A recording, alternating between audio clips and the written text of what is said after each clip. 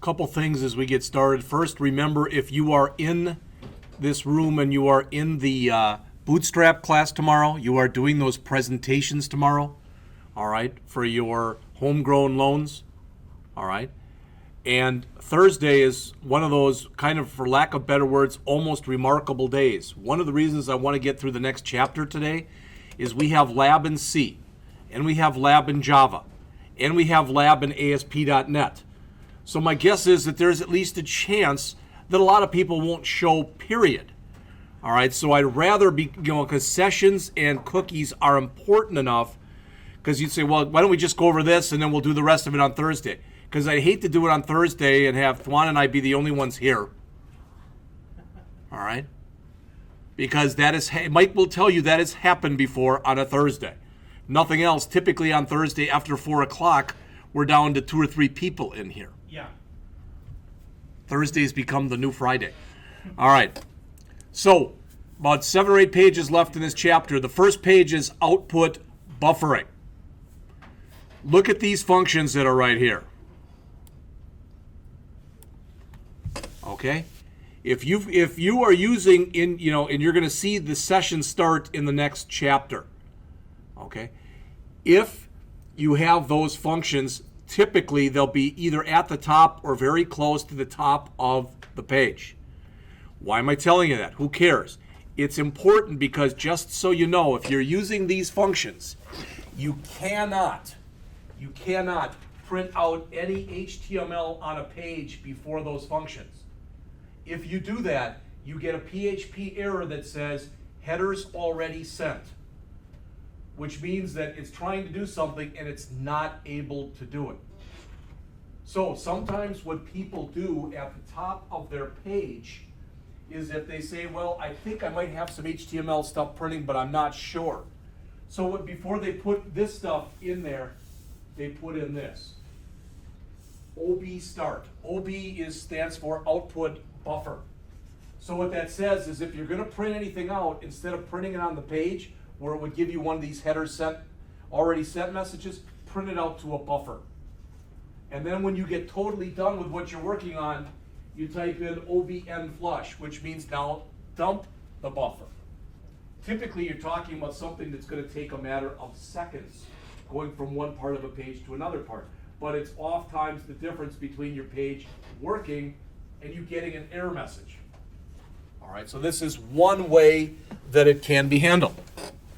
Notice the author says, one solution that I recommend for beginning developers is to make use of output buffering. Now he talks about it here, and he's got it on 222, and he shows an example here on 223. All right, and then it continues on to 224, and then it ends here with the OBN flush. All right, and that's it for the section. But that's not really a whole boatload of information. So again, if I go into Google and I type in PHP output buffering, again, I can bet you the first page that's going to come up is from the manual. Output control. Turn on output buffering. That's always got to be your number one source. Don't just think, well, he gave us a few pages of it in the book. I know everything there is now. Notice there's a bunch of functions that he doesn't even talk about in here. Some of these are intermediary functions, and sometimes you can use one as opposed to the other. There may be a really good reason to use one of the ones he did not even mention. All right. And the last thing that's in here talks about manipulating HTTP headers. Anybody want to guess what this does? Without, just looking at the code. Don't read up above it or below it. It's like a go-to. It says, okay, what I want you to do is whatever page I'm on right now, I want you to go, and the location I want you to go to is page.php. It literally is like a go-to. Now, when you put it in there, you also put in this underneath it. Because guess what happens? It sends it from the page you're on to this page. It runs the page, then it comes right back to the page that called it. So if you don't put exit in there, it comes right back to the original page. Almost always when you have a header like that with a location, you almost always put an exit afterwards, which means, yeah, I know I'm back, get the hell out. All right. So when you see one of them, you'll almost always see the other. This is one way that you can do this. There are other ways. All right, and guess what? We've actually already talked about another way. And what I mean is, let's suppose that I was here and I wanted to go to another page. This works, and that's the way you actually should do it. But another way you could do it, you actually can use an include, which says you put up all that code. So you could do an include, and you could move to another page. This is the way it should be done, and I'm telling you, there are other ways that it can be done. All right. I've seen that block on some server. That's Had to do it with JavaScript. That's possible. But yeah, PHP servers can be interesting. All right, let's jump into chapter 9 then on page 231, talking about cookies and sessions. Here's the number one thing to remember. Cookies, always written where? To the browser. Sessions, always written where? To the server. All right, so that's the big difference between them. Cookies persist unless you tell them not to, but cookies will persist on a client. Sessions will persist on a browser. Okay? There are two really dangerous things that you can do with cookies and sessions. One is called cookie hijacking, and the other one's called session hijacking.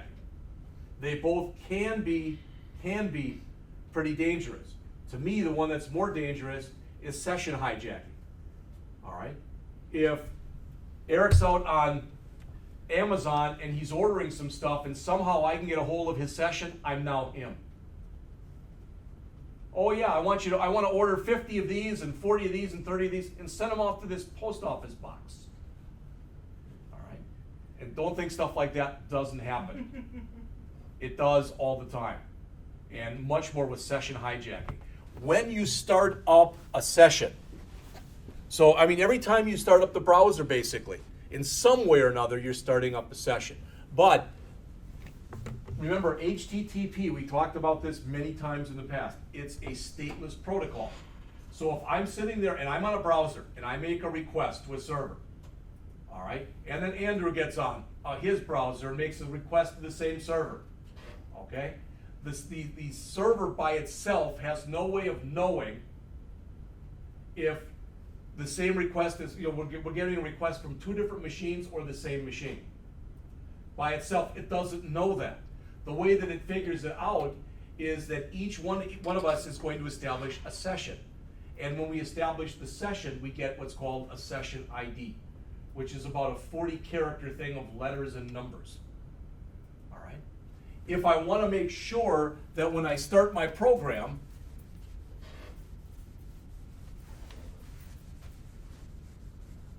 I want to make sure that it's starting a session immediately as soon as I start my program. Then I type in this.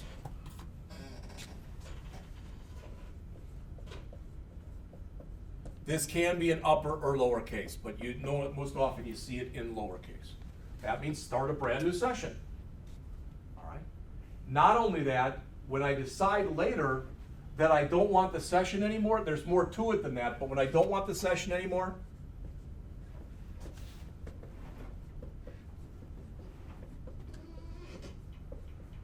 that gets rid of a session.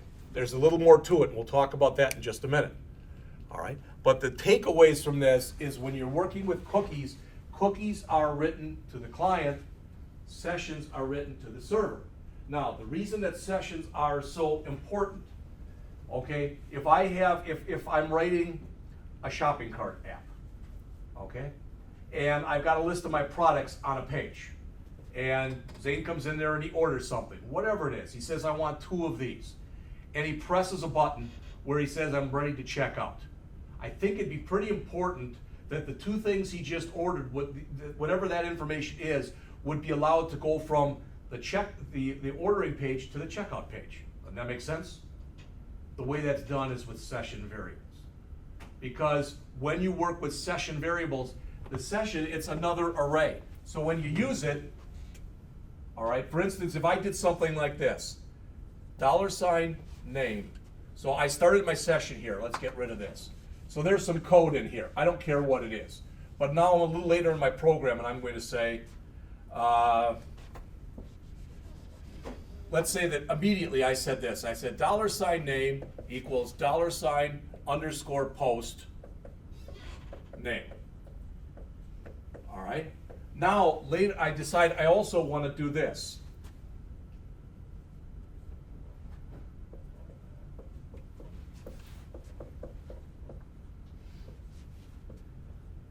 I'll call it my name. And I can use either one of these. So if, let's say I use this one, $name. All right. This variable that's right here is only known on this page. This variable that's right here, this one, any page that I start with session start now has access to that variable. All right. Does that make sense? So when you want variables to be able to persist between pages, you use sessions. Again, it's not the only reason for using them, but it's one of the major reasons for using them. So as it says, this chapter discusses two primary methods, cookies and sessions. What are cookies? I've already gone over them with you. All right? Most of the stuff that we just talked about is in here. I want to mention something though, and just to show you this, okay? Close all these. Remember there was a chapter 9 that I mistakenly said is chapter 8. So this is the cookie and session stuff. If you don't know this, this is how you clear out cookies. Cookies, unless you set them and tell them you want them to be destroyed, so unless you give them what's called an expiry date, they'll persist for a certain amount of time on a browser. All right? But if I come in here, and I just want to show you both these. So if I come into here, to clear cookies in Chrome, see this thing that's right here? That's basically, it's a menu. So if I click there, and I go down to More Tools, and I go down to Clear Browsing Data. Everybody see what I just did? So again, in any window that I have that's in Chrome, I click on the 3 bars here, and if you put your mouse over it, it says Customize and Control Google Chrome, and I go down to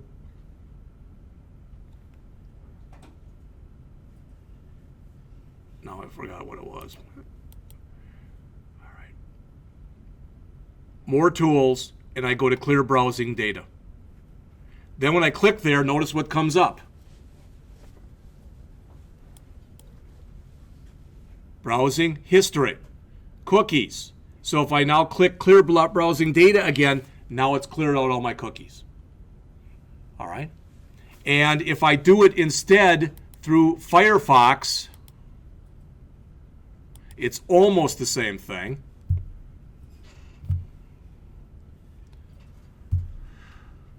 But if I come in through Firefox and I click that same thing that you see up there, the 3 bars, and I chose history,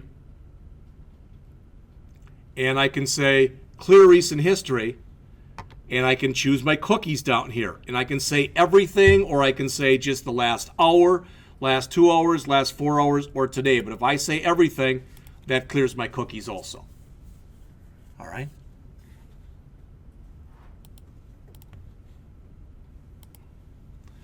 All right, cookies are text files. By default, they're about 4K max in length. They can hold important information. It's not impossible you could have a cookie that would have personal information about someone. They're not supposed to be like that, but they can be. Typically, they're used for user preferences. So if you go out to a site and it might say, what's your favorite color? And it makes the background that color. What's your favorite font? And it makes the font that color, etc. That's typically the kind of thing that you're going to save in a cookie. Yes? When you go to a place that you have to log into and it keeps your login information, makes that form sticky whenever you go there? Yeah, yes. And in fact, if you go out to Amazon, if I go into Amazon, even if I'm not logged in to buy something, it'll say, welcome back, Jeff. And it'll remember the things I purchased recently, and it'll make recommendations type of thing. That's a lot of that is done through that. Yeah. So a few things about cookies. When you create cookies, you use the set cookie function. There is no get cookie, but there is a set cookie in PHP. There is no get cookie. All right? When you do this, this is what you'll put in there at a minimum. The name of the cookie and what its value is. So for instance, I might say set cookie, and I might put in here favorite color. And then over here I might put in blue, something like that, as an example. Okay? There are other things that you can put in other than this. And the book gets into it here. He does some stuff with font colors. That's why I mentioned it to you, okay? In fact, I'm going to come over to here as we've been doing.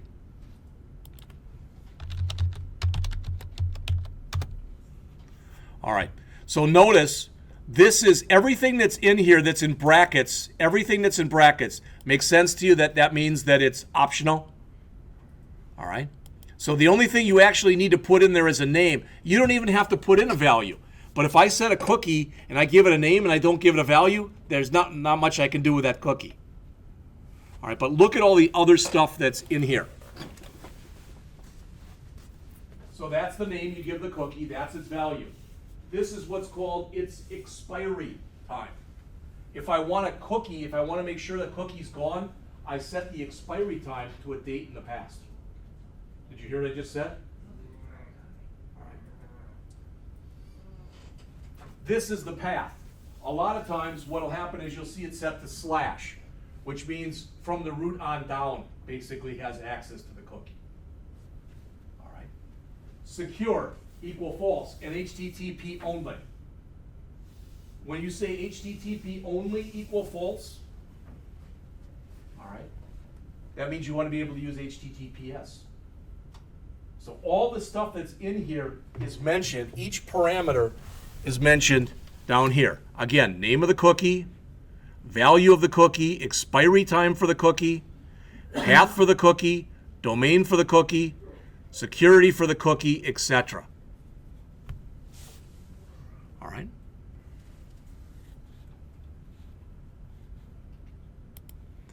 But it's like anything else. You're not going to get it until you play with it a little bit. So with the examples that I put out here, just so you see these, and since I put them in the wrong name, I think that means they're in chapter 8. All right, so right now you saw I just cleared the cookies. So I'm going to set a cookie in here. All right, right now there's nothing in that cookie array. So I set a cookie that just I put my name in it. That's it. Okay. Now I do want to show you something about this. The author, when he shows this stuff, he prints all this stuff out. I think I talked about this almost at the beginning of the semester. He uses paragraph tags, or he uses print R. When you use print R to print out the contents of a PHP array, you have almost no control over the formatting. But if instead of using print R like the author does, if you use the HTML pre-tags, it formats it nicely for you. So it's got the name of the array, and it's got the value, all right, the name of the cookie and the value of the cookie, which I think at least is a little bit nicer. So I do have a cookie now. I just set it. All right. How long does that cookie stay? It depends. Typically, by default, cookies remain on the browser for about 20 minutes after you stop your session. You can set it up so that as soon as you get out of the browser, the cookie is removed. You can set it up. I could set a cookie right now, and I could give it an expiry date in the year 3500. That's technically when it would expire. I don't know why I'd do that, but you could do that. All right. So if we look at the code for this,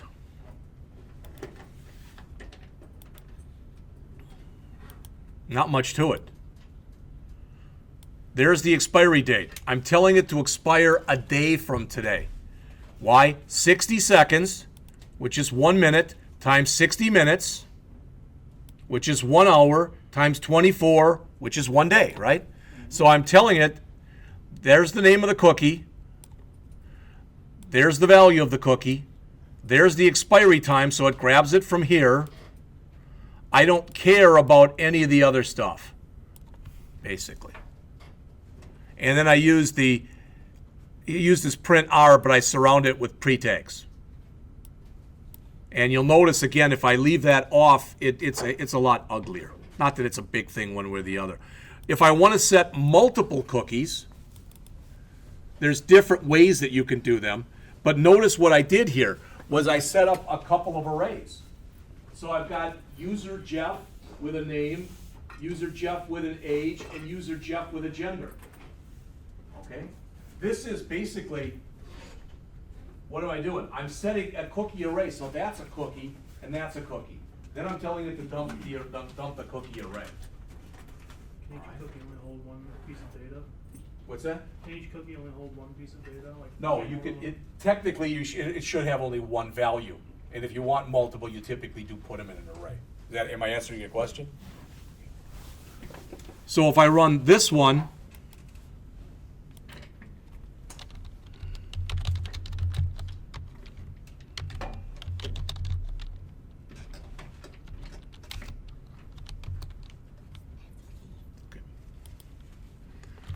there's the other stuff. This was the original cookie. That was the one I did from the last exercise, right there.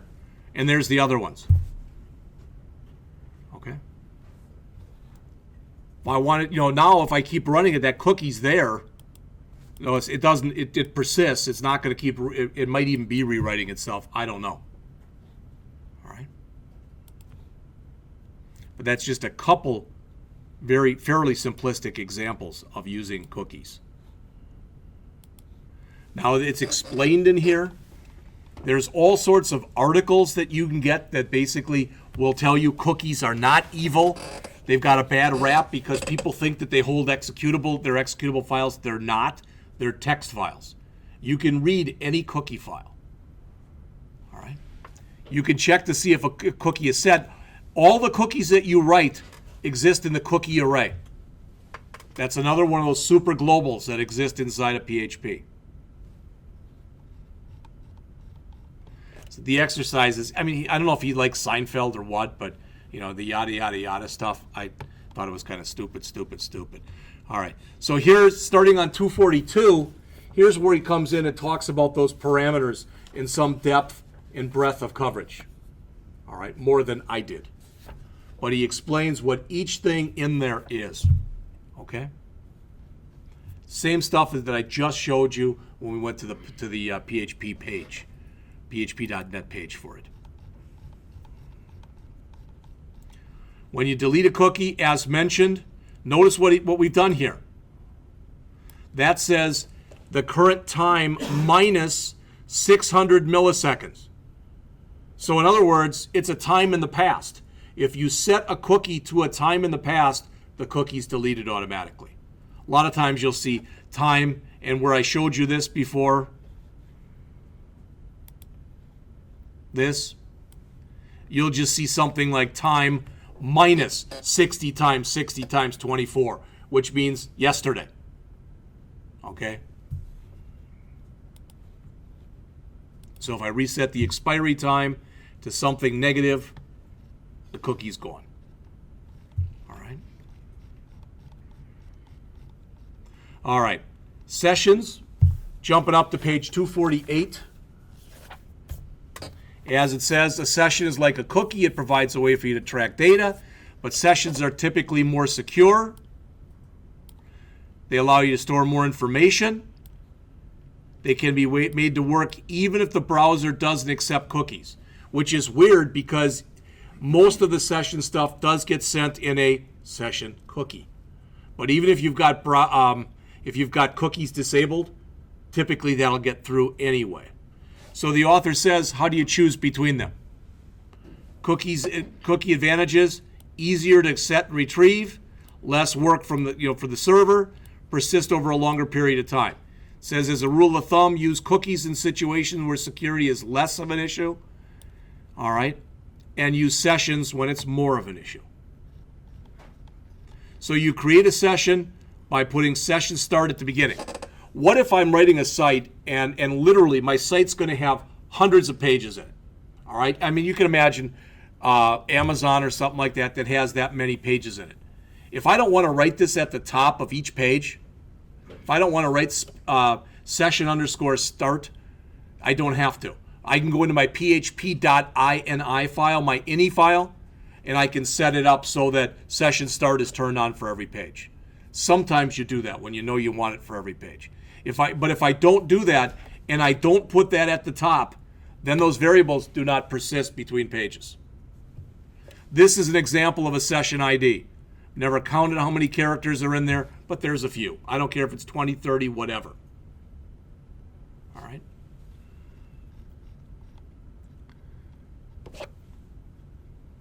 So you'll notice he's come in here, he does a session start, and then what is he doing? He's setting session variables. So he's able to pass those variables from routine to routine. You might say, well, wait, you told us to do a session start at the top. All right. You don't have to if you're not writing anything out first. All right. You have to read what's in the chapter. A lot of times you'll see this stuff, the session start at the top, even if you're not doing this stuff till later. Almost always you'll see this at the top of the file. All right. And again, I know I'm just keep throwing the same stuff at you. There's session start. So those are the different session functions you can work with. For instance, there is a session function that you can use that. So let's say that I've been out on the shopping cart and I'm working on it for a while. All right. I'm buying books for my kid for fall. Let's say for fall school, and I've been out on this thing for maybe an hour, and I'm putting books in the cart, taking them out again, etc. Now I click the checkout button.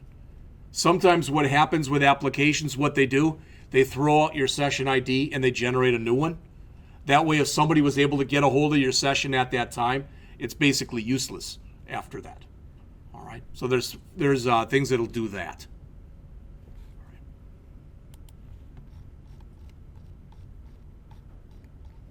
Accessing session variables, use it just like on any other variable.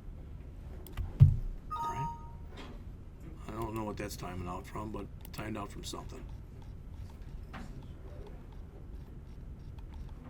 When you delete a session, remember I mentioned this to you about saying session destroy? You don't even see it in here. What goes into a session, every time you put a variable into a session, every time you add something to a session and make a session variable, it gets stored as part of an array. What is this doing? Don't read this. What is this doing? Yeah, but it's putting it into an empty array. So what happens is when you're done with a session and you want to shut it down, typically what you do is you can unset it, which says remove it. You can do either one of these or both if you want to be sure. Then you come in and you do a session destroy. Because what can happen is if you don't go through all that stuff, if you just say session destroy, sometimes pieces of the session get left. And that might have very important, private, classified type of information in them.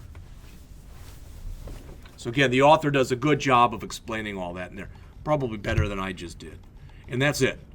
So what I'm going to do, now we've gone through the first 11 chapters. By Thursday, okay, I'm going to have your next assignment out there. And if there's enough people here, I'll lecture, but it won't be for more than a half an hour or so. I'm going to show you an example of using this and how you'd use it to send stuff from one page to the other. All right. I just forgot to look for that example before today because I have a pretty decent example that I've honed over the years. So that's enough. I know that's plenty for today.